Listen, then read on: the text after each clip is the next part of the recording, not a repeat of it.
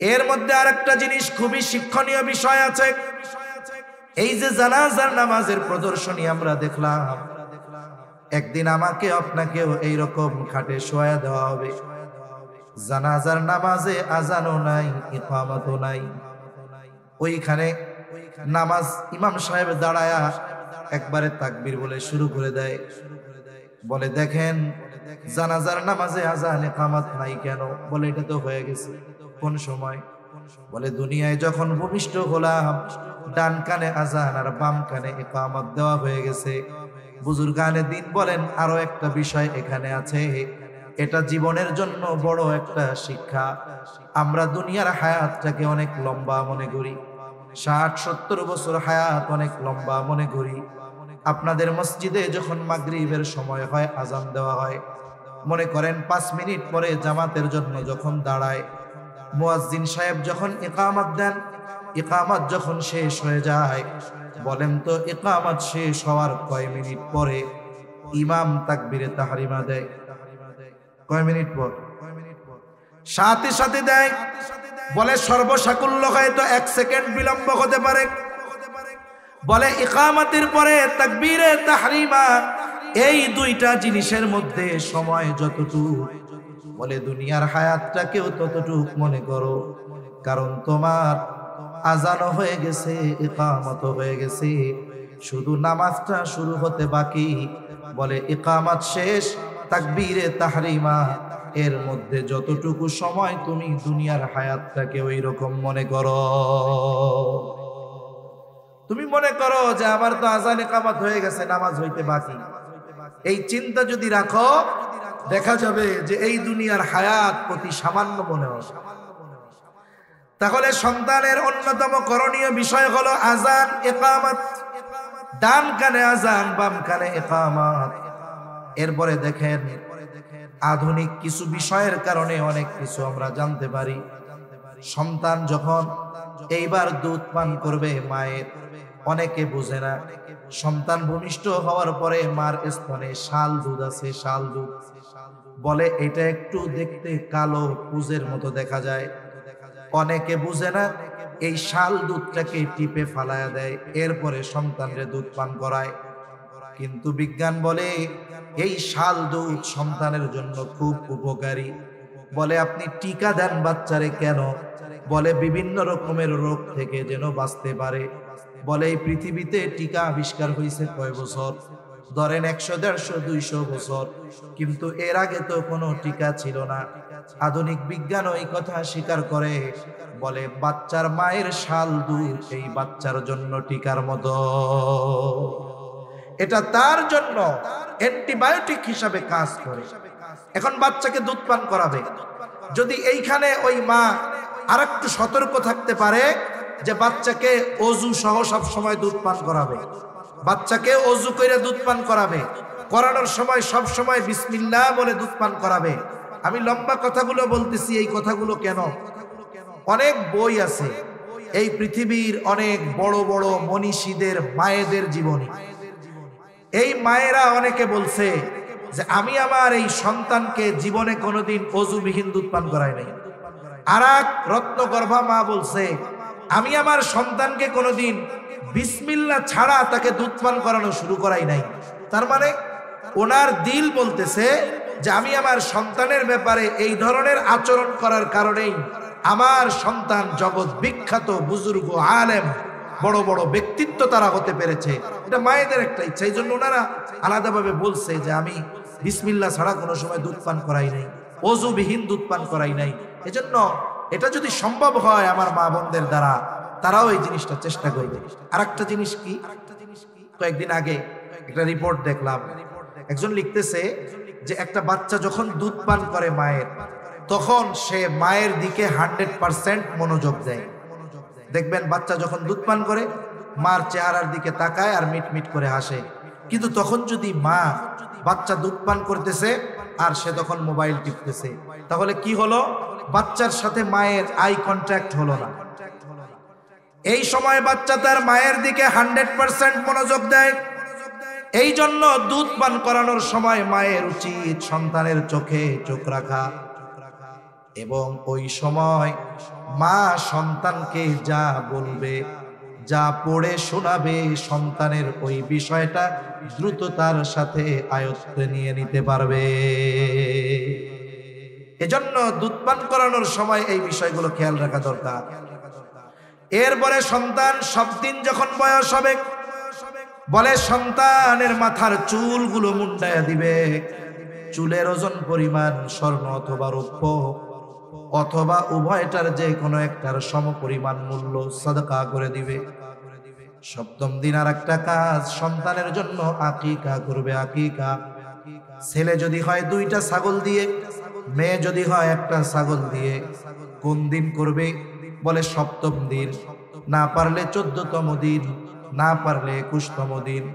এখন একজনের ছেলে হয়েছে, 2টা দিয়া আকিকা দেওয়ার মতো সামর্থ্য তার নাই, এই জন্য বিলম্ব করার কোনো সুযোগ নাই, 1টা দিয়েই যথা সময়ে আকিকা দিয়ে দিবে। কিন্তু আফসোস, আমাদের সমাজের অনেক মানুষ দেখা যায় সামর্থ্য থাকার পরেও ইচ্ছা করে আকিকা দেওয়ার ক্ষেত্রে বিলম্ব করে, বলে ঠিক আছে আগামী কোরবানির সাথে দিয়া দিব। কোরবানির সাথে আকিকা দেওয়া জায়েজ। যারা আবার বলে না জায়েজ, দেওয়া যাবে না, এরা অতিরঞ্জিত করে। কোরবানির সাথে আকিকা দেওয়া জায়েজ, কিন্তু আপনার যদি সুন্নাহ অনুযায়ী আমল করার সুযোগ থাকে, এটা বাদ দিয়ে আপনি জায়েজের দিকে কেন যাবেন? আপনি সুন্নাহ অনুযায়ী আমলটা করে ফেলেন। আবার কতজন মাঝে মধ্যে মাসালা জিজ্ঞাসা করে ফোন দিয়া, কই হুজুর একটা মাসালা জানতে হবে, কি হয়েছে কোন, কি হয়েছে? কই হুজুর আকিকা দিতে চাই, কুরবানির সাথে আকিকা দিলে হবে? আমি বললাম যে দিলে তো হবে, কিন্তু সময় মতো দিয়ে দেওয়া ভালো। কই হুজুর দুঃখের কথা আর কইেন না, আমার আকিকা আমি দিব। এখন আমার নাতি বুদা হয়ে গেছে, আমার ওই নাতির আকিকা দিতে যাব, মা বাইচা আছে, এখন মা ও কয় তোরটাও সাথে দিয়ে দিস, তার মানে ওনার আকিকাও দেওয়া হয় নাই। এরকমও কত মা বাবা ইচ্ছাকৃতভাবে বিলম্ব করে, এটা উচিত নয়। আকিকার সাথে সন্তানের অনেক কিছু ঝুলন্ত থাকে, এজন্য যথা সময়ে সন্তানের আকিকা দিয়ে দিবে। এরপরে সপ্তম দিন আকিকার সাথে সাথে সন্তানের বিষয়ে আর একটা বিষয় খেয়াল রাখতে হবে, সুন্দর একটা নাম তার রাখতে হবে। সুন্দর একটা নাম, বলে যেই নামটা তার ধর্মীয় পরিচয় বহন করবে। আমাদের অভ্যাস হইল সুন্দর নামটা লুকায় রাখে, আর যেই নামটার মধ্যে কোনো পরিচয় পাওয়া যায় না, ওই নামটাকে ডাকনাম হিসাবে সাব্যস্ত করে। যেমন নাম রাখবে কি, বলে সাইফুল ইসলাম টনি, শফিউর রহমান জনি, এরকম নাম আছে না নাই? এই ধরনের ডাক নাম, এটা মুসলিমেরও আছে, অমুসলিমেরও আছে, অন্যান্য ধর্মের মানুষের মধ্যেও আছে। তার মানে এই নামগুলোর স্পেসিফিক কোনো ধর্মীয় পরিচয় নেই, এগুলো নাস্তিক মার্কা নাম। এজন্য ডাক নামটা হওয়া দরকার এমন যে ডাক দিলেই ওই নামের দ্বারা তার ধর্মীয় পরিচয় যেন পাওয়া যায়। হাদিসের মধ্যে আসছে, নবীজি বলেন আল্লাহ তাআলার কাছে সবচাইতে প্রিয় নাম আবদুল্লাহ আর আবদুর রহমান। এলাকায় আব্দুল্লাহ বেশি আর আব্দুর রহমান বেশি, অসুবিধা নাই। আল্লাহ তাআলার গুণবাচক অনেক নাম আছে, ওই নামগুলোর সাথে আবদুন যোগ করে নাম রেখে দেন। আবদুস সামাদ, আবদুল মালিক, আবদুল খালেক, আবদুর রাজ্জাক। সুন্দর না নামগুলো? এখন অনেকে রাখছে, বাপ রাখছে আব্দুর রহমান বা আব্দুর রাজ্জাক, আব্দুস সামাদ, আব্দুল মালিক, আব্দুল হালিম, কত সুন্দর সুন্দর নাম। এখন ডাকার ক্ষেত্রে কয়দিন পরে প্রথমে আব্দুন বাদ দেয়, ওরে সরাসরি ডাকে ও রাজ্জাক, ও মালিক। যাক, তাও তো একটা সহনীয় পর্যায়ে আছে। কিন্তু কিছু কিছু এলাকায় আছে এই নামটারেও তেড়া বেঁকা করে ডাকবে, কি বলবে, ও মালিককে, ও খালেককে। আছে না নাই এরকম? মনে রাখবেন, কারণ নামকে এইভাবে ব্যঙ্গাত্মক করে ডাকার অনুমতি ইসলাম দেয় নাই। এজন্য প্রত্যেকের নাম সুন্দর রাখতে হবে এবং তাকে সুন্দর নামে ওইভাবেই ডাকতে হবে। এরপরে সন্তান যখন একটু বড় হবে, বুজুর্গানে দিন বলেন, যখন তার জবান ফোটা শুরু হবে, 8 মাস 9 মাস বয়স সন্তান এখন জবান দিয়ে কথা বলে। আরে ওই সময়টা তো মা ওই সন্তানকে বারবার বলে, বলো মা মা মা। আব্বু আয়েশা বলে, বলো আব্বু আব্বু আব্বু। বুজুর্গানে দিন বলেন, বাচ্চার জবান দিয়ে প্রথম আল্লাহ শব্দটা উচ্চারণের চেষ্টা করতে হবে। আপনি বাচ্চার সামনে বারবার বলেন আল্লাহ আল্লাহ, তাহলে দেখবেন ওই বাচ্চাটার জবানে প্রথম গুলি ফুটে উঠবে আল্লাহ। আমাদেরকে যখন ছোট বাচ্চা 1 বছর বয়স বা তার কম, সে যখন অনিচ্ছায় তার মুখ দিয়ে আব্বু বের হয়ে যায়, আম্মু বের হয়ে যায়, যখন আব্বু শুনে মানুষের কাছে আনন্দের সাথে বলে আমার বাচ্চাটা আমারে আব্বু ডাকছে, কত খুশি হয়। আর আমি আপনি যদি বাচ্চাকে আল্লাহ আল্লাহ শুনাই, আর ওই বাচ্চার জবান দিয়ে যদি আল্লাহ শব্দটা বের হয়, আব্বু ডাক শুনে আমি আপনি যেমন খুশি হই, ওই বাচ্চাকে যদি আল্লাহ আল্লাহ শেখাই, ওর জবান দিয়ে যদি সর্বপ্রথম শব্দটা আল্লাহ বের হয়, আশা করা যায় আরশে আজিমের মালিক খুশি হয়ে যাবে।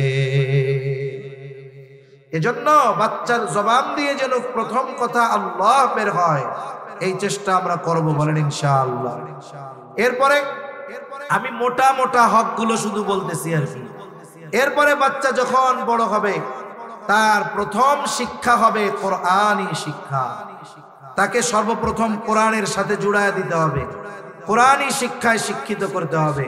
মনে রাখবেন, অনেকে বলে যে একটা হলো জাগতিক শিক্ষা আর একটা হলো পরকালীন শিক্ষা। এই কথা বলার দ্বারা এই কোরআন সুন্নাহর শিক্ষাকে শুধুমাত্র আখিরাতের জন্য সাব্যস্ত করা হয়। তার মানে বোঝানো হয় কি, যে কোরআন হাদিস শিখে দুনিয়ায় চলা যায় না, নাউজুবিল্লাহ বলে। অথচ ইসলামকে পূর্ণাঙ্গ জীবন ব্যবস্থা হিসাবে ঘোষণা করেছেন কে? এই দুনিয়ায় চলার জন্য একটা মানুষের যা দরকার, রাষ্ট্রীয় পর্যায়ে যা দরকার, ব্যক্তিগত পর্যায়ে যা দরকার, সামাজিক পর্যায়ে যা দরকার, রাজনৈতিক অর্থনৈতিক পর্যায়ে যা দরকার, সব কিছুর সমাধান ইসলামের মধ্যে আছে না নাই? এ দুনিয়ায় তো উচিত ছিল শুধুমাত্র কেবলমাত্র একমাত্র শিক্ষা ব্যবস্থা হওয়ার দরকার ছিল কোরআন সুন্নাহর শিক্ষা ব্যবস্থা। তাহলে এ দুনিয়ায় অরাজকতা, অনৈতিকতা, খুন, দুর্নীতি, অন্যের সম্পদ মেরে খাওয়া, এগুলো কিছুই হতো না। গোটা পৃথিবীতে শান্তির সুবাতাস বইতো, ঠিক কিনা বলেন? এজন্য সন্তানকে প্রথমে শিক্ষা দিতে হবে কোরআনের শিক্ষা। যদি কোরআনের শিক্ষা না দেওয়া হয়, সন্তানকে সম্পদ বানানো সম্ভব নয়। সন্তানকে প্রকৃত মানবিক গুণ অর্জন করানো কোরআন সুন্নাহর শিক্ষাবিহীন কখনোই সম্ভব নয়। এজন্য সন্তানকে প্রথমে কোরআনের শিক্ষা শিখাতে হবে। এই যে দেখছেন, এটা তারা একটা প্রদর্শনী দিয়েছে, কিন্তু বাস্তবতা এরকম।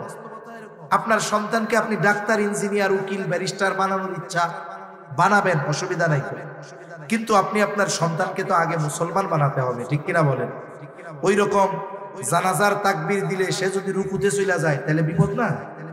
আপনার সন্তানকে তো কমপক্ষে জানাজা পড়ানোর যোগ্যতা অর্জন করতে পারে, এতটুকু কমপক্ষে শেখাতে হবে।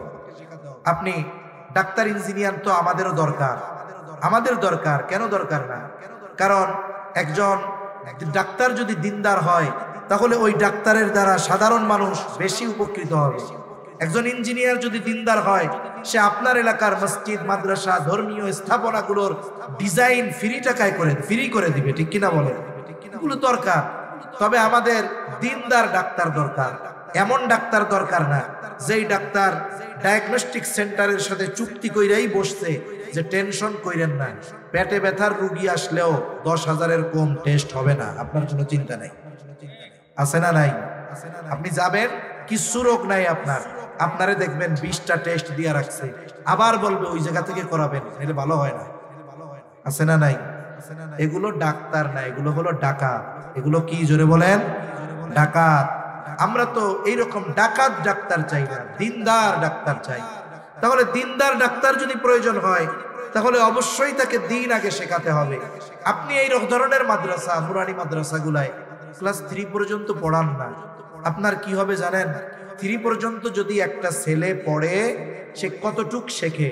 বলে কমপক্ষে একটা মুসলমানের জন্য যতটুকু ইলমে দিন শেখা ফরজ, ক্লাস 3 পর্যন্ত নুরানিতে পড়লে মোটামুটি এই ফরজ পরিমাণ ইলমে দিন সে অর্জন করে ফেলে। সুবহান। 4 বয়স থেকে পড়বে। আপনার ছেলে তো প্রাইমারি যেতে যায় 6 বছর বয়সে, আমাদের এইখানে 4 বছর বয়সে যাওয়া শুরু করবে। প্রাইমারিতে 1 2 তে বই পড়ে 2টা, আমাদের এইখানে 4 বছর বয়স থেকেই পড়বে 6টা। সাধারণ জ্ঞান শিখতে পারবে, ইংরেজি আলাদাভাবে শিখতে পারবে। 5 বছর বয়স থেকেই ইংরেজিতে পটপট কইরা কথা বলবে।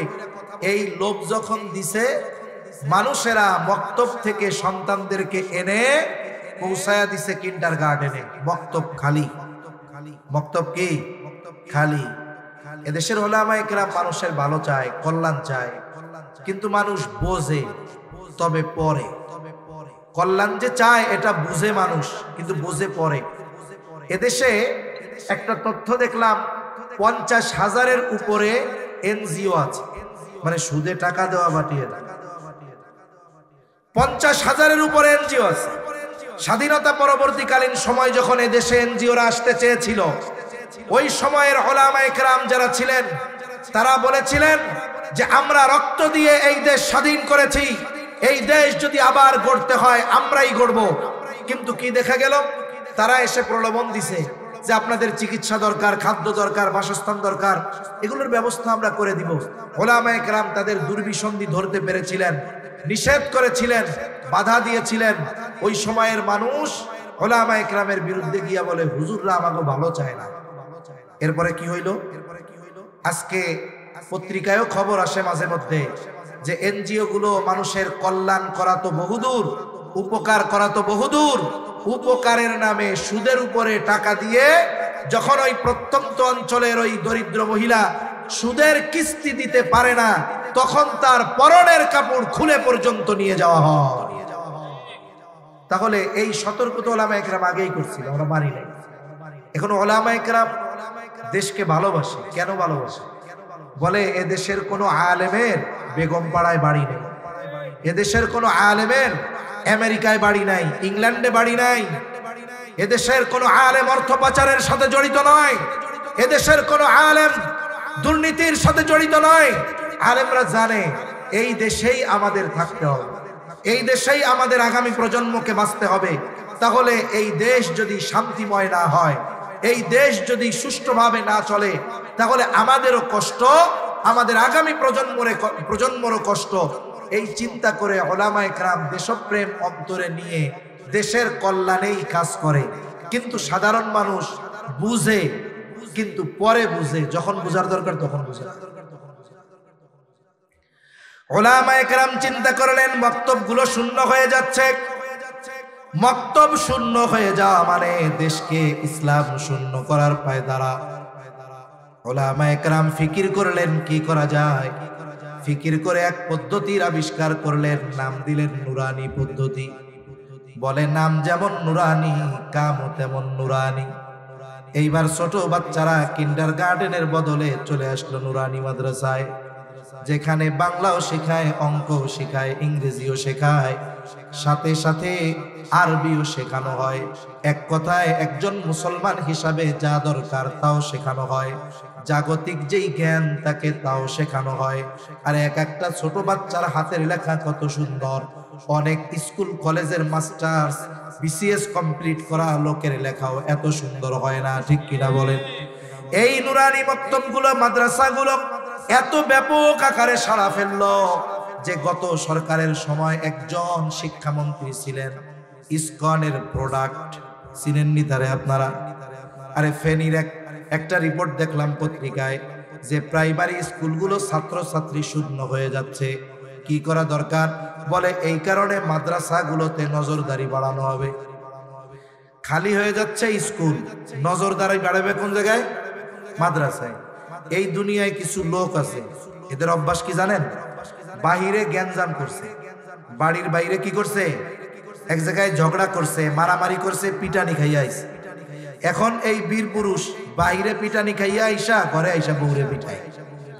আছে না এরকম কিছু বীর পুরুষ? উনি খাইছে মায়ের আর এক জায়গায়, আইসা ঘরে আইসা বউ পিটাইয়া উনি বাহাদুরি দেখাইতেছে। এরে কি আপনারা বীর পুরুষ বলবেন না কাপুরুষ বলবেন? আরে তোদের তো চিন্তা করার দরকার ছিল যে এত ফ্যাসিলিটি দেয় এক একটা প্রাইমারির টিচারদেরকে, কত বড় স্থাপনা বিল্ডিং বানায় দিছি, আবার আমাদের খরচে তাদেরকে টিফিন দেওয়াই, এরপরেও কেন স্টুডেন্টরা স্কুল ছেড়ে মাদ্রাসায় যাচ্ছে? এর জবাবদিহিতা তো প্রাইমারি স্কুলের টিচারদের কাছে চাওয়া দরকার ছিল, ঠিক কিনা বলেন? আমরা বলি কি যে এত ঝামেলার দরকার নেই। এক কাম করেন, ওই প্রাইমারি স্কুলে যেই গাধাগুলারে রাখছেন পড়াইতে টড়াইতে পারে না, ওইগুলারে বাদ দিয়া আমাকে নুরানির শিক্ষক গুলারে ঢুকায় দেন, আর সিলেবাসটা আমাদের হাতে দিয়া দেন। দেখেন কি হয়। ওই প্রাইমারি স্কুলের যেই বিল্ডিং আছে জায়গা দিয়া কুল পাবেন না ইনশাআল্লাহ, ঠিক কিনা কও? আর যেই মানুষগুলো বুঝে যে আমার সন্তানকে মানুষে পরিণত করতে হবে, এই ধরনের মানুষ জাগতিক শিক্ষায় শিক্ষিত হলেও এই মানুষগুলো তাদের সন্তানকে দ্বীনি শিক্ষায় শিক্ষিত করে, ঠিক কিনা বলে? আমার এক বন্ধু ছিল, এরা 3 ভাই মাদারীনগর থেকে ভাড়ে গেছে। এখন ওনার বাবা ছিলেন মতিঝিল আইডিয়াল কলেজের ইংরেজি শিক্ষক। উনি ওনার 3 সন্তানরাই দিছে মাদারীনগর মাদ্রাসায়। মতিঝিল আইডিয়ালে ভর্তি হওয়া এটা মোটামুটি এভারেস্ট জয় করার মতো।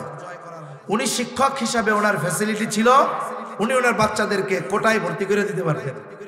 এখন ওনার বন্ধুরা বলে, আপনি আসলে একটা বলদ মানুষ, এত সুযোগ থাকার পরেও আপনি আপনার একটা বাচ্চারেও আপনি স্কুলে দিলেন না। মতিঝিল আইডিয়ালে যদি পড়াইতেন, দেশের শীর্ষস্থানীয় একটা স্কুল, আপনার সুযোগ থাকার পরেও আপনি দিলেন না, 3টারই মৌলবি বানাইলেন, আপনি একটা বলদ। কয় না ভাই, আমি চালাক, এই জন্য আমার পোলা একটারেও স্কুলে দেই নাই। অনেক জায়গায় অনেক আজিব আজিব বিষয়। নুরানি মাদ্রাসার প্রভাব কত। মানিকগঞ্জে এক জায়গায় প্রোগ্রাম স্কুল আর নুরানি মাদ্রাসা পাশাপাশি, স্কুলের মাঠেই মাহফিল। তা আমি আবার জিজ্ঞাসা করতেছি ওনারে যে কি ভাই, নুরানি মাদ্রাসার সাথে স্কুলের সাথে কন্টেস্ট লাগে না? তাই হুজুর আমাকে সমস্যা নেই। কে বলি কেন? বলে এই স্কুলে 12 জন না 13 জন শিক্ষক শিক্ষিকা, তাদের সবগুলোর পোলাপান আমাকে মাদ্রাসায় বলে। তাহলে দেখেন নুরানির প্রভাবটা কি। একটা ছোট বাচ্চা ছোট থেকেই আদব শিখে, তার মানে এই দ্বীনি শিক্ষায় শিক্ষিত হওয়ার কারণে তার মধ্যে দ্বীন ঢুকে যায়। আলেম হওয়া জরুরি না, মুসলমান হওয়া জরুরি। সন্তানকে যদি দ্বীন না শেখান, ও ডাক্তার ইঞ্জিনিয়ার হবে কিন্তু মুসলমান হতে পারবে না। এজন্য সন্তানের অন্যতম হক এই সন্তানকে কোরআনের শিক্ষায় শিক্ষিত করা।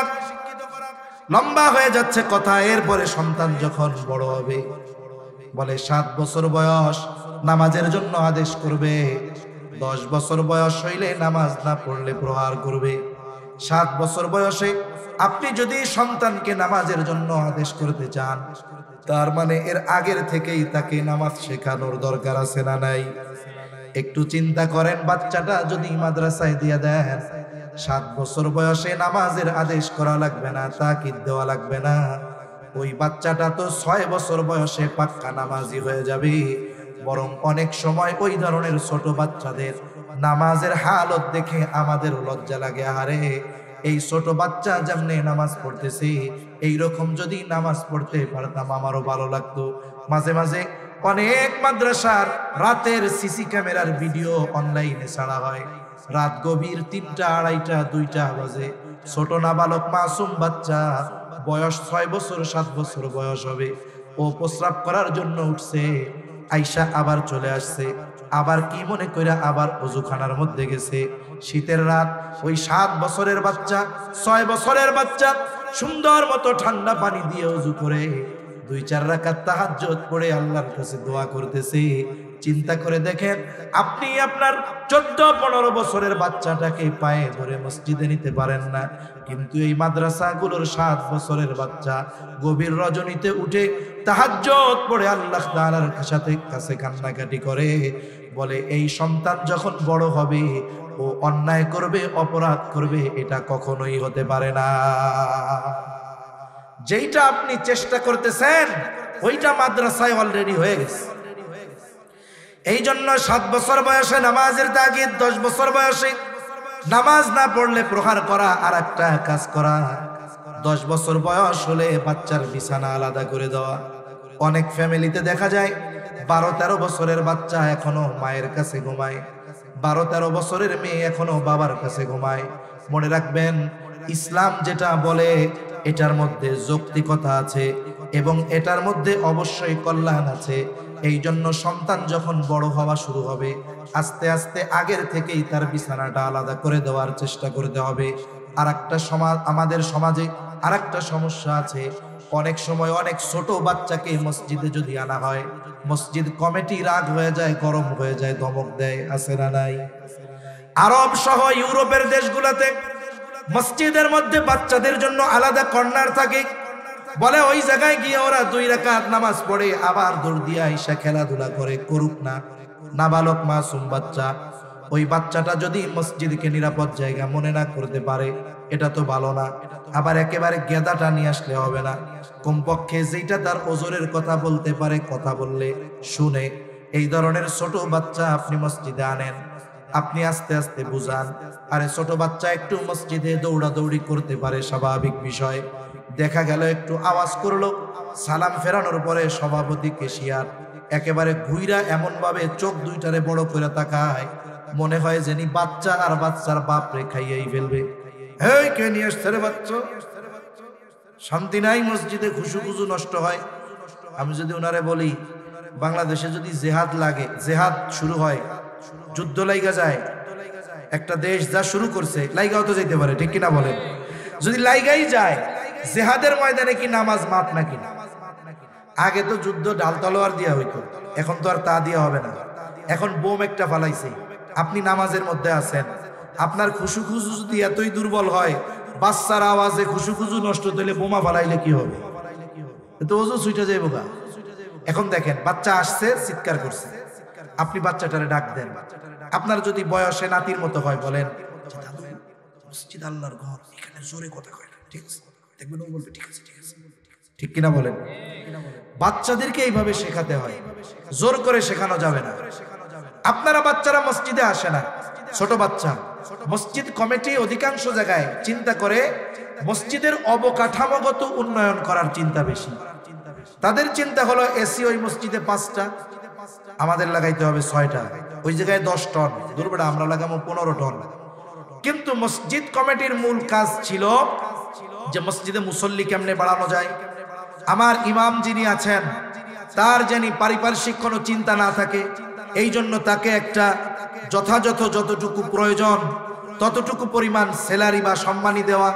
কিন্তু আমাদের দেশে এই কাজগুলোর ব্যাপারে মসজিদ কমিটি খুব কার্পণ্যতা করে, গর্বের সাথে বলে এত লাখ দিয়া কোটি দিয়া মার্বেল লাগাইছি।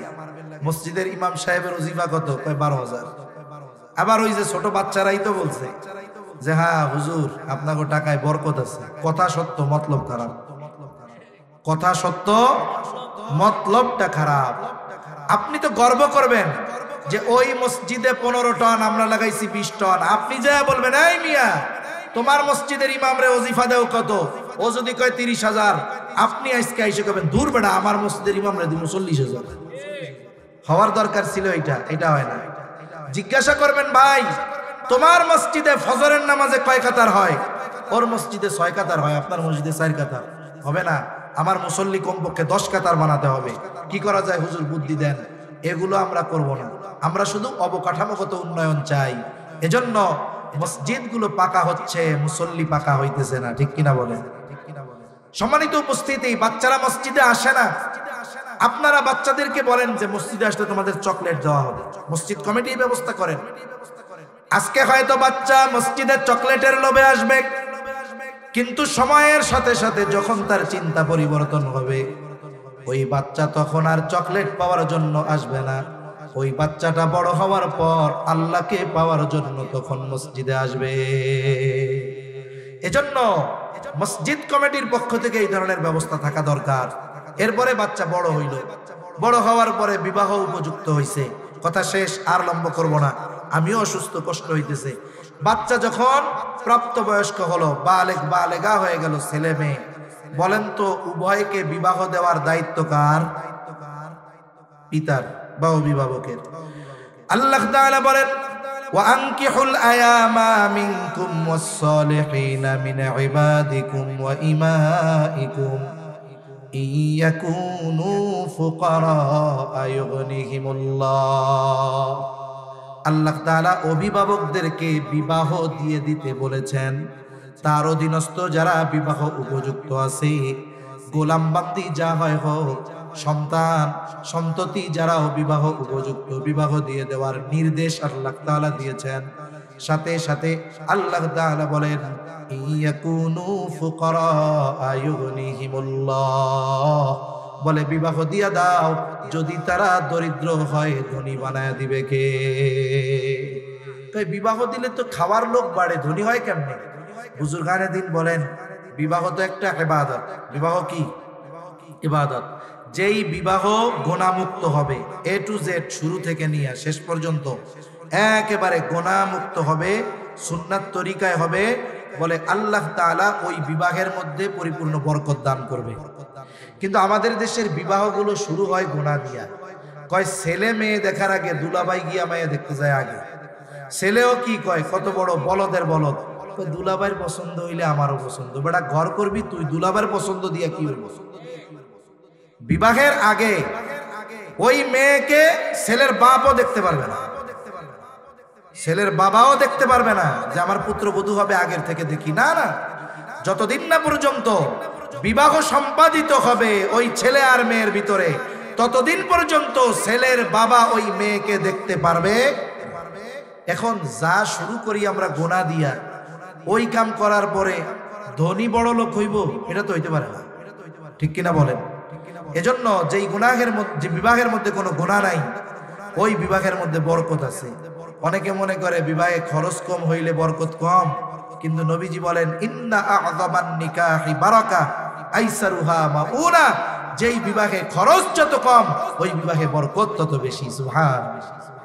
এখন ছেলে হোক আর মেয়ে হোক, বিবাহ দেওয়ার দায়িত্ব অভিভাবকের, ঠিক কিনা বলেন? কিন্তু বাস্তবতা কি? মেয়ের বিবাহের দায়িত্ব বাপ নেয়, কিন্তু ছেলেরটা নেয় না। মেয়ের বিবাহের দায়িত্ব বাবা নেয়, কিন্তু ছেলের বিবাহ দেয় না, ছেলের বিয়া করা লাগে। বিবাহ যদি করতে চায়, বিবাহ উপযুক্ত ছেলে, বলে আগে কামাই করো। এখন চাকরি বাকরি ধরছে, আব্বা এখন বিয়া দিয়া দেন, আগে কামাই করে 5 বছর আমাদের খাওয়াও, এরপরে বিয়া করো। এরকম বলে কি বলে না? অথচ বিবাহ দেওয়ার দায়িত্ব তো অভিভাবকের ছিল। হাদিসের মধ্যে আসছে, আপনার সন্তান বিবাহ উপযুক্ত হয়ে গেছে, বালেগ বালেগা হয়ে গেছে, আপনি বিবাহ দেন না। এই যে যৌবনের তাড়নায় সে যদি কোনো গুনাহ করে, বলে সে গুনাহ করলো যা, ওই গুনার পরিপূর্ণ, ছেলে তো গুনাহ করছে আর বাপ গুনাহ না করেও ওই গুনার সমপরিমাণ, ওই অন্যায়ের সমপরিমাণ পাপ তার আমলনামায় যোগ হয়ে যায়। একটু চিন্তা করে দেখেন, একটা মেয়ে যখন হয়, অনেক বাপ কি করে, 5টা মেহগনি গাছ লাগায়, 10টা মেহগনি গাছ লাগায়, এরপরে ডিপোজিট করে টাকা জমায়, এরপরে 18 বছর বয়স মেয়ের বিবাহ দিতে গেছে, ওই 5টা 10টা মেহগনি গাছ বিক্রি করছে 10 লাখ, টাকা জমাইছিল 10 লাখ। এবার মেয়েরে বলে, আম্মু তুমি যখন দুনিয়ায় আসছো, তোমার জন্য আমি এই 10টা মেহগনি গাছ লাগাইছিলাম, এই টাকা জমাইছিলাম তোমার বিবাহ দেওয়ার নিয়তে, এই 20 লাখ টাকা নাও, এটা তোমার জন্য সব। কেন?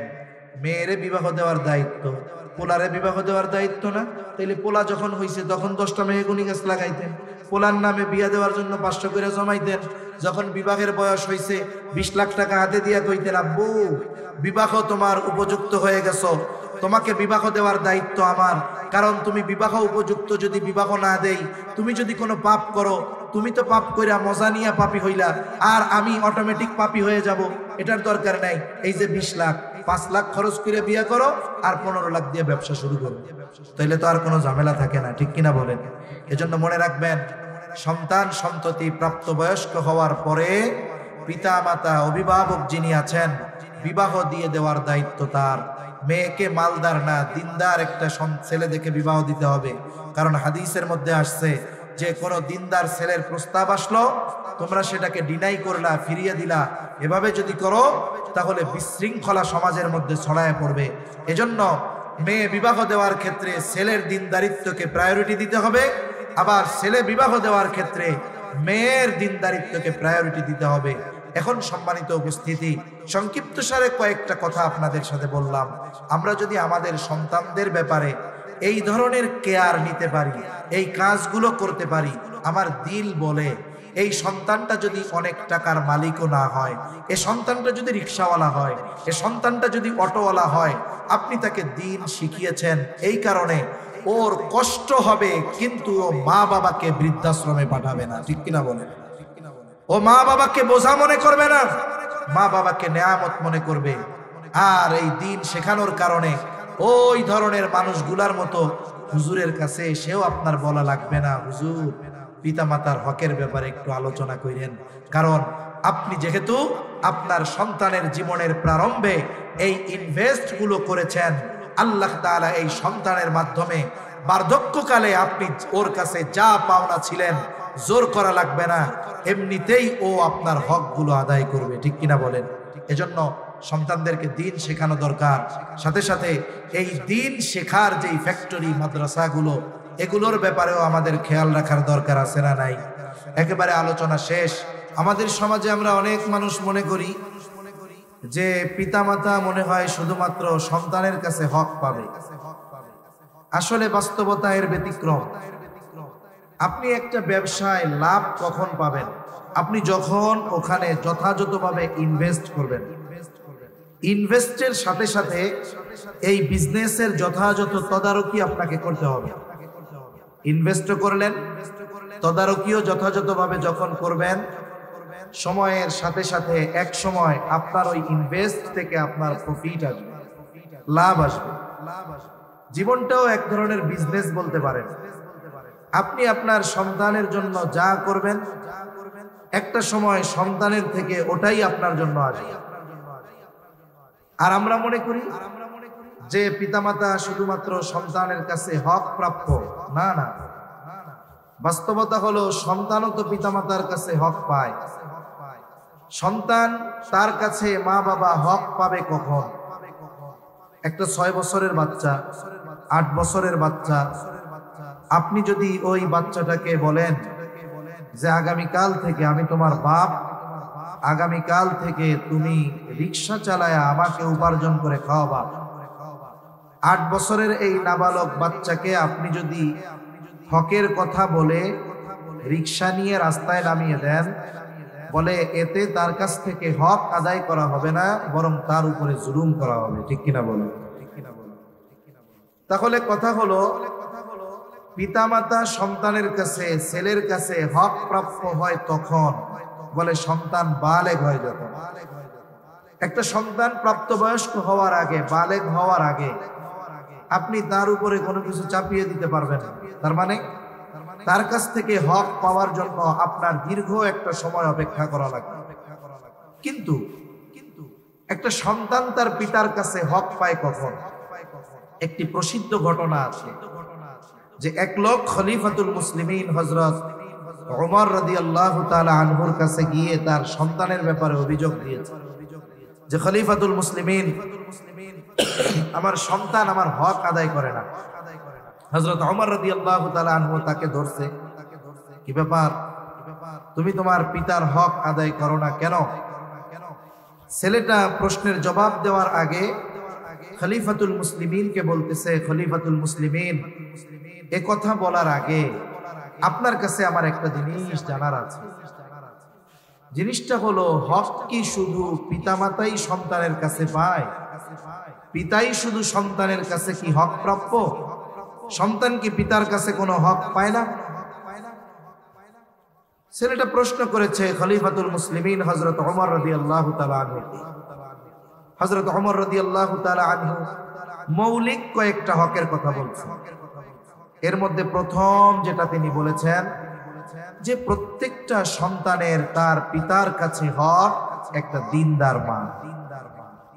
একটা সন্তানের তার পিতার কাছে প্রথম হক কি? একটা দিনদার মা। ভাই আওয়াজটা ছেড়ে দেন, ঢ্যাপ ঢ্যাপ না করে এবার দিয়ে দেন, তাহলে সুন্দর হবে। আওয়াজ সুন্দর হচ্ছে মাশাআল্লাহ।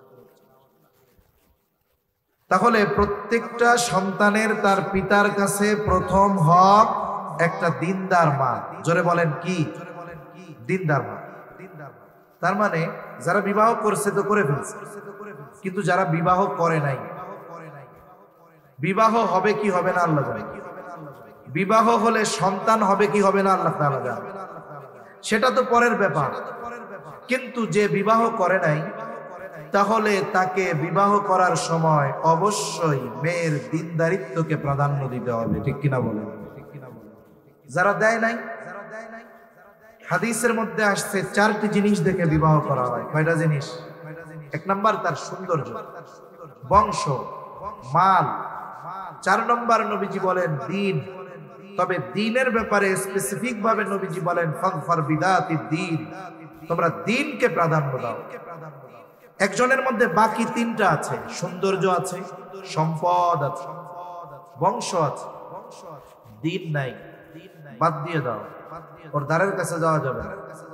কিন্তু তার মধ্যে পরিপূর্ণ দ্বীন আছে, কিন্তু অনেক উচ্চ বংশীয় নয়, অনেক সুন্দরীও নয়, আবার অনেক টাকা পয়সাও নাই, কিন্তু বিয়া হয়ে গেছে। একটু সবর যদি করা যায় তাহলে কি হতে পারে? বলে আল্লাহ তাআলা হয়তো ওই দিনদার কালো গরিব মেয়েটার গর্ভে আল্লাহ এমন সন্তান দান করবে যেই সন্তান পিতামাতার চক্ষু শীতলকরণের কারণ হবে, ঠিক কিনা বলেন? আরেকটা জিনিস হলো, বিবাহের আগে স্বাভাবিকভাবে সবাই চামড়ার সৌন্দর্যকে প্রাধান্য দেয় বেশি। এখন বংশ জাতপাত খুব কম দেখে। যারা একটু বুড়া হয়ে গেছে, মুরব্বী, ওনারা এখনো বংশের ব্যাপারে চিন্তা করে। কিন্তু এখনকার তরুণ প্রজন্মের যারা, এরা সবচাইতে প্রাধান্য দেয় বেশি চেহারা, মানে চেহারার সৌন্দর্য। এরপরে মাল সম্পদ থাকলে আর একটু ভালো। কিন্তু বাস্তবতা হলো, একটা মানুষ বিবাহের আগে চেহারার সৌন্দর্যকে প্রাধান্য দেয় ঠিক, কিন্তু বিবাহের পরে চেহারার সৌন্দর্যের চাইতে চারিত্রিক সৌন্দর্যের দাম তার কাছে বেশি হয়ে যায়। এজন্য একটা সমীকরণ দেখলাম পত্রিকায় বেশ আগে, যে বিবাহ বিচ্ছেদ যা হয়, এই বিবাহ বিচ্ছেদের ক্ষেত্রে প্রায় 80% মেয়ে যারা, তারা দেখতে সুন্দরী। কারণ কি? সে তার চেহারার সৌন্দর্যকে অগ্রাধিকার দেয় বেশি। চারিত্রিক সৌন্দর্য তার মধ্যে না থাকার কারণে স্বামীর সাথে সে সংসার করতে পারে না।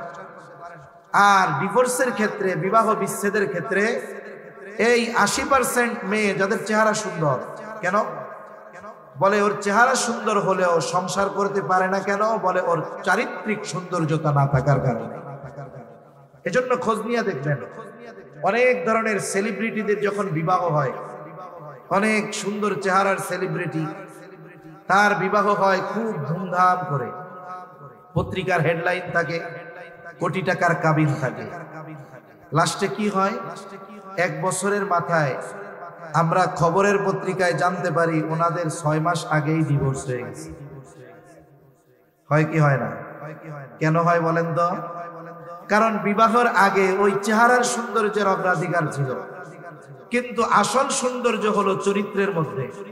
এটা প্রকাশিত পায় পারিবারিক জীবনে এসে, তখন আর চেহারার সৌন্দর্যের কোনো মূল্যায়ন থাকে না। চারিত্রিক অসৌন্দর্যতাকে সামনে রেখে ওই সুন্দর চেহারার নারীকেও তখন আর ঘরে রাখে না, বিবাহ বিচ্ছেদ হয়ে যায়। এজন্য বিবাহের ক্ষেত্রে দিনদারিত্বকে প্রাধান্য দেওয়া দরকার। এরপরে যদি বাকি 3টা থাকে তাহলে ভালোর উপরে ভালো, কিন্তু দিন যদি না থাকে, বাকি 3টা যদি থাকে, তাহলে পারিবারিক জীবনে পস্তাতে হবে আশা করা যায়, সাথে সাথে সন্তানের প্রথম হক নষ্ট করা হবে। এখন বিবাহ হলো, আল্লাহ তাআলা মায়ের গর্ভে সন্তান দিলেন। যখন একটা মহিলার গর্ভে সন্তান আসে, এই সন্তান আসার পরে মহিলার জন্য কিছু করণীয় বিষয় আছে। কারণ আধুনিক সায়েন্স বলতেছে, চিকিৎসা বিজ্ঞান বলতেছে যে একটা সন্তান মায়ের পেটে যখন থাকে, মায়ের চিন্তা, মায়ের কথা, সব কিছুর প্রভাব ওই পেটের বাচ্চার মধ্যে পড়েছে। হ্যাঁ, দেখেন, যখন আমরা মায়ের রেহেমে পৌঁছাইছিলাম, আমরা কি ছিলাম? আরে কতটুকু পানি ছিলাম ওটা তো দেখাও দুরস্কর ছিল। ওই 1 ফোঁটা একটু পানি মায়ের রেহেমে পৌঁছিয়ে গেল। আল্লাহ তাআলা প্রসেসিং এর মাধ্যমে 120 দিনের প্রসেসের পরে, লম্বা কথা আমি সংক্ষেপে বলতেছি, 120 দিনের প্রসেসের পরে আল্লাহ তাআলা একটা মাংসের টুকরা আমাদেরকে বানিয়েছেন। মায়ের পেটের ভিতরে 120 দিনের মাথায় আমরা ছিলাম একটা মাংসের টুকরা। এই মাংসের টুকরাটা ছিল মরা। কি ছিল জোরে বলেন? মরা। 120 দিন পর আল্লাহ তাআলা ওই মায়ের গর্ভে একজন ফেরেশতাকে আল্লাহ তাআলা পাঠিয়ে দেন। ফেরেশতা কি করে? এই যে মাংসের টুকরা, ওইটার মধ্যে আল্লাহ তাআলার নির্দেশে রূহ ফুঁকে দেয়। কি ফুঁকে দেয়? রূহ। এখন মরা মাংসের টুকরাটা প্রাণ ফিরে পায়, জান পায়, জান। এখন কি হলো? এই মরা মাংসের টুকরাটা প্রাণ পাওয়ার পরে মা অনুভব করতে পারে যে আমার পেটের বাচ্চাটা নড়াচড়া করছে। অথচ ওই সময় পর্যন্ত মায়ের পেটের ভিতরে তার হাত হয় নাই, পা হয় নাই, চোখ হয় নাই, কান হয় নাই, কিছুই হয় নাই, শুধু একটা মরা মাংসের টুকরা হয়েছে। সর্বপ্রথম মানুষের হার্ট তৈরি হয়। কি তৈরি হয়? আর একটা মানুষের হার্ট যতক্ষণ সচল থাকে ততক্ষণ তাকে জীবিত বলে সাব্যস্ত করা হয়। একটা লোক দুর্ঘটনায় পড়েছে, গোটা দেহ তার নিথর, কিন্তু ডাক্তার পরীক্ষা করে দেখলেন এখনো তার হার্টবিট আছে। ডাক্তার হার্টবিট যতক্ষণ থাকবে ততক্ষণ তাকে মৃত বলে সাব্যস্ত করবেন না। গোটা দেহ সুস্থ থাক, হার্টবিট বন্ধ হয়ে গেল তো এটা মরা।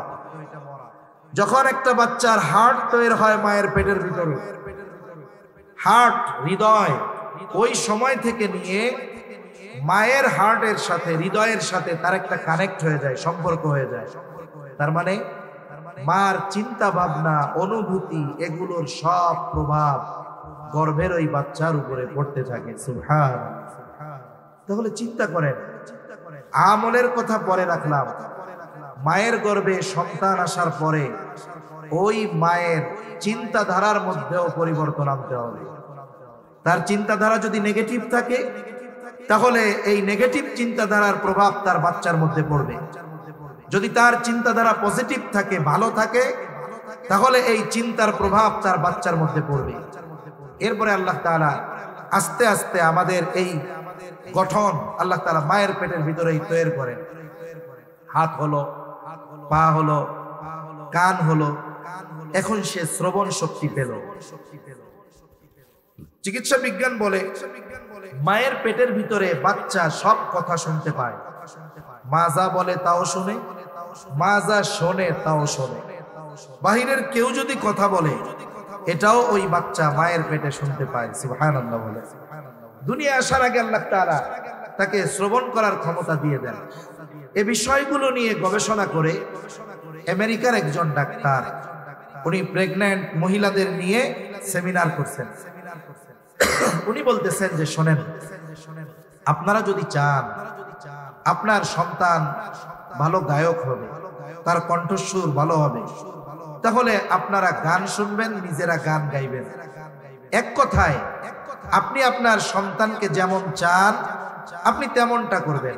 এখন বলেন তো, কেউ যদি গান শুনলে তার সন্তান ভালো গায়ক হয়, সুর ভালো হয়, তাহলে ওই মা যদি সন্তানকে পেটে নিয়ে কোরআন পড়ে, ওই সন্তান কি কোরআনওয়ালা, কোরআনের মোহাব্বতওয়ালা হবে কি হবে না? যদি সন্তানকে পেটে নিয়ে দুরূদ শরীফ বেশি বেশি পড়ে, আশা করা যায় ওই সন্তান নবী প্রেমিক হবে কি হবে না? আমরা অনেক ওয়াইজদের মুখে ঘটনা শুনতাম কুতুবউদ্দিন বখতিয়ার কাকি রহমাতুল্লাহি আলাইহির ব্যাপারে। বলে ওনার যখন 6 বছর বয়স, 6 বছর বয়সে ওনার মা ওনাকে নিয়ে গেছে এক মক্তবে, ওস্তাদের কাছে আলিফ বা তা সা শেখানোর জন্য।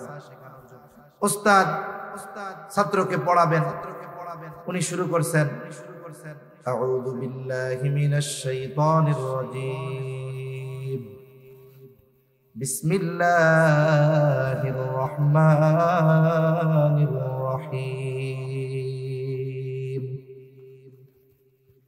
কুতুবউদ্দিন বখতিয়ার কাকি রহমাতুল্লাহি আলাইহি পড়েন আউযু বিল্লাহি মিনাশ শাইতানির রাজীম, বিসমিল্লাহির রহমানির রহিম।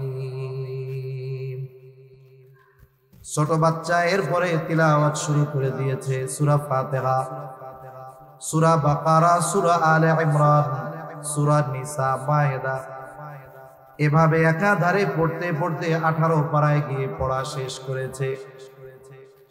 ওস্তাদ মাকে উদ্দেশ্য করে বলে, আপনি আপনার সন্তানকে এনেছেন আলিফ বা তা সা শেখানোর জন্য, আপনার ছেলে দেখি 18 পারা আমাকে শোনায় দিল, আপনি কি হাফেজা? এইবার কুতুবউদ্দিন বখতিয়ার কাকির মা বলে, না, আমি পূর্ণাঙ্গ কোরআন হিফজ করতে পারি নাই, তবে 18 পারা হিফজ করেছি, এরপরে আমার বিবাহ হয়ে গেছে। বলে, আপনি কি আপনার সন্তানকে কোরআন পড়া শিখিয়েছেন নাকি? বলে, না। কি করছেন? বলে, আমি তাকে শিখাই নাই, তবে আমি তাকে কোরআন শুনিয়েছি। বলে, আমার এই সন্তান যখন আমার গর্ভে এসেছে, দুনিয়ায় আসার আগ পর্যন্ত আমি যে কত শতবার এই সন্তানকে পেটে রেখে 18 পারা তিলাওয়াত করেছি, এর কোনো হিসাব নাই।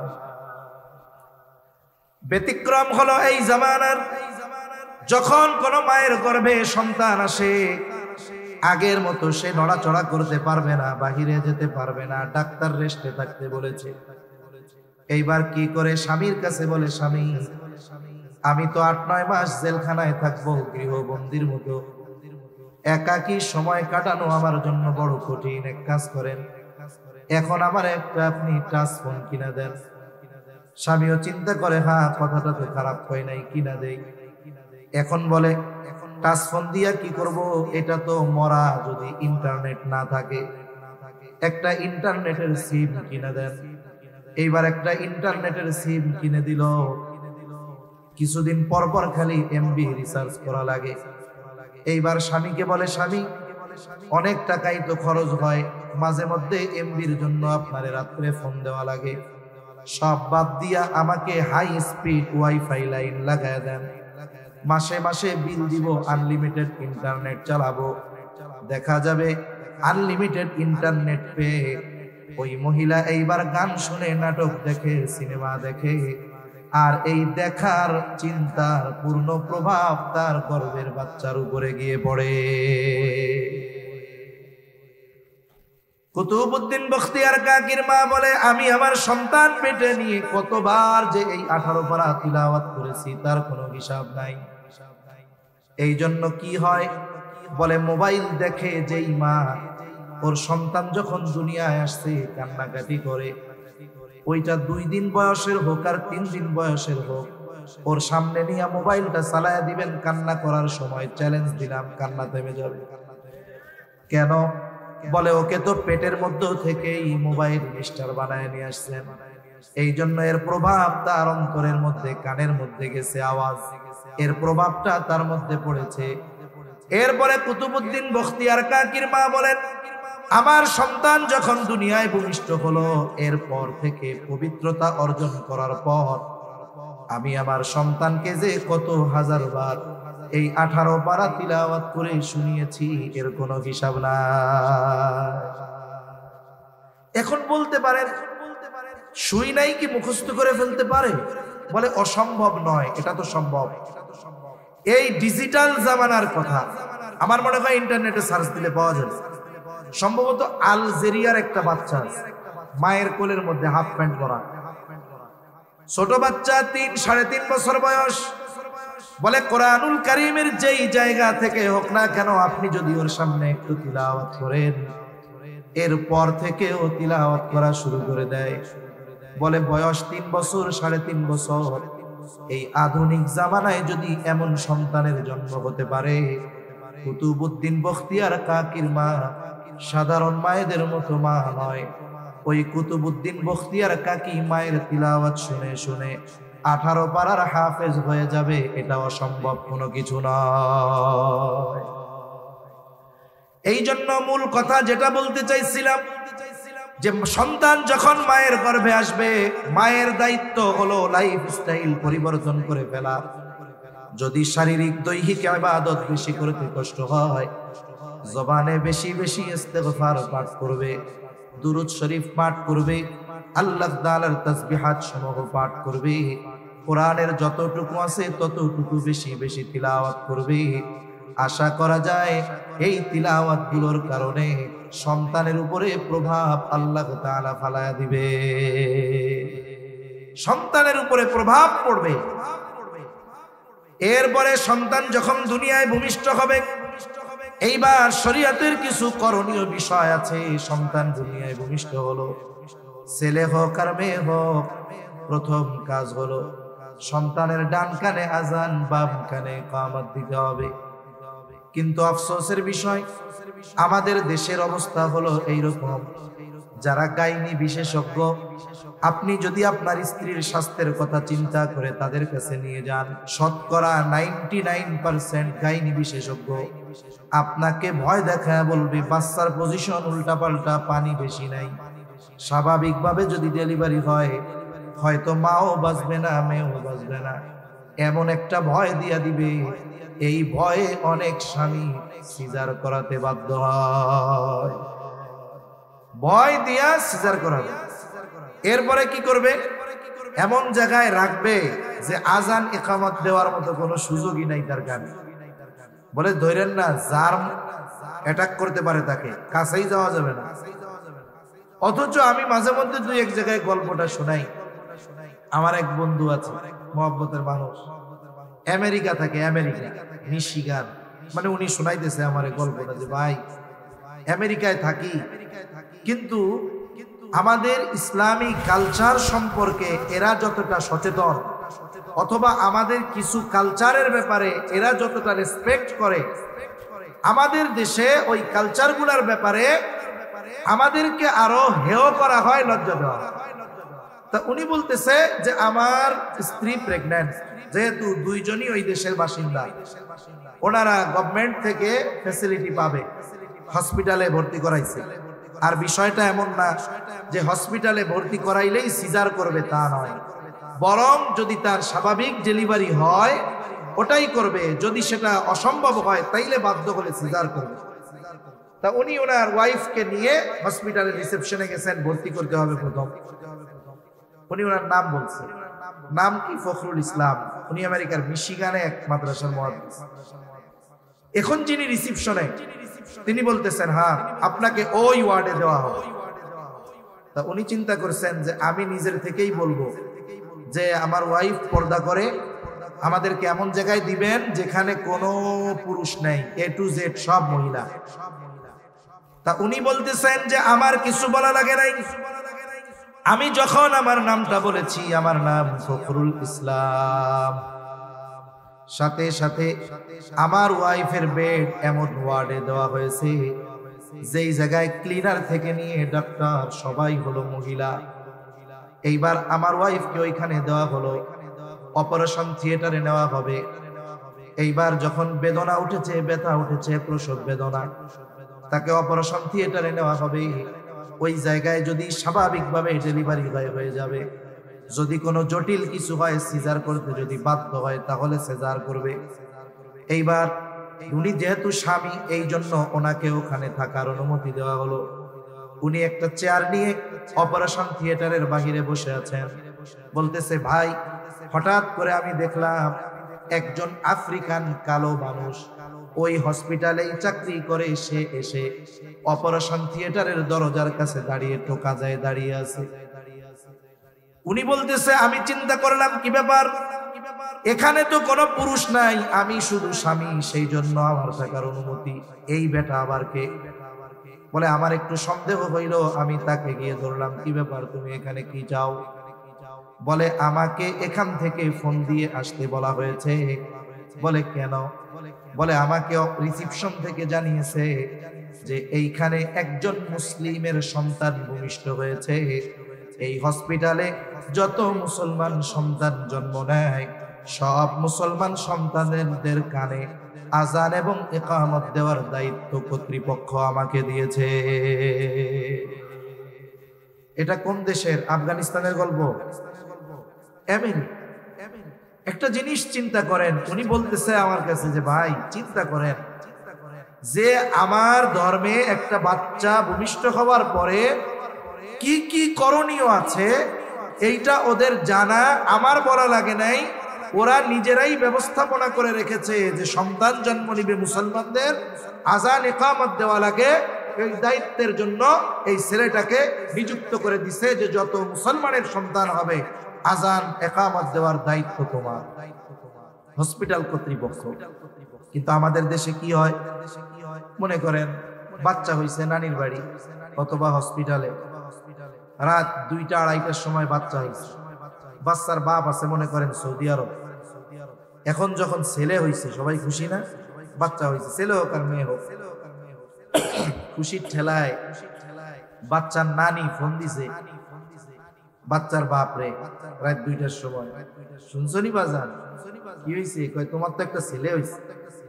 রাত বাজে কয়টা? 2টা। বাপ তো খুশি। রাত 2টার সময় ফোন দিয়েছে মসজিদের মধ্যে মুয়াজ্জিনের কাছে। কোন তো বাংলাদেশে রাত 2টা-3টার সময় ইমাম মুয়াজ্জিনরে ফোন দাওয়াত খাইতে দেয় না। 2 কারণে দেয়। কয় কারণে? এক কারণ হইল কেউ মরলে দাওয়াত দেয়, ফোন দেয় যে তাড়াতাড়ি ঘরের থেকে বাইর করেন, আমাকে ঘুমাইতেছে না। ঠিক কিনা বলেন? দ্বিতীয় কারণ কি? ধরা পড়ছে বিয়েটা পড়াইতে হইবে, হুজুর পড়াই দিয়া যাবে। বিশেষ করে এই 2 কারণে মধ্যরাতে ইমাম মুয়াজ্জিনরে ফোন দেয়। মুয়াজ্জিনের কাছে যখন ফোন দিছে, মুয়াজ্জিন ফোন ধইরাই বলে ভাই মরছে কে? ধরু মিয়া কেউ মরে নাই, আমার একটা পোলা হইছে। কি করতাম? মাইকে একটু আজান দিয়ে দেন। এখন যদি ও মাইকে আজান দেয় ওর পিটানির অভাব হবে না। অজ্ঞতা কত বেশি, বাচ্চা হলো কোথায় খবর দেয় কোথায়, আজান দিতে বলে কোথায়। আবার অনেক জায়গায় আমিও দেখছি বাচ্চা হইছে এক জায়গায়, বাহিরে জোরে জোরে আজান দেয় না, বলে ছেলে হোক আর মেয়ে হোক তার ডান কানে আজান বাম কানে ইকামত, আস্তে আস্তে শব্দগুলো তার কর্ণকুহরে পৌঁছিয়ে দিতে হবে। ওইখানে কোনো পুরুষ নাই, মেয়েরাই প্রয়োজনে এই শব্দগুলো তার ডান এবং বাম কানে উচ্চারণ করবে। বলে জন্ম হওয়ার সাথে সাথে ডান কানে আজান আর বাম কানে ইকামত কেন দিবে? বুজুর্গানে দিন কয়েকটা কথা বলেন। এর 1 নম্বর বিষয় বলে ও যখন দুনিয়ার জগতে আসার আগে ছিল আলমে বতন, মায়ের পেটের মধ্যে এক জগতে, ওই জগতে এই রকম অবস্থার মধ্যে সে ছিল না। সে নতুন এক জগতে যখন পদার্পণ করলো, এই জগতে আসার পর দুনিয়ার কোনো আওয়াজ তার কানে যাওয়ার আগে আল্লাহ তাআলার বড়ত্বের আওয়াজ তার কানে পৌঁছিয়ে দিতে হবে। দুনিয়ার কোনো আওয়াজ তার কানে যাওয়ার আগেই তার ডান কানে আজান বাম কানে ইকামত দিয়ে দিবা।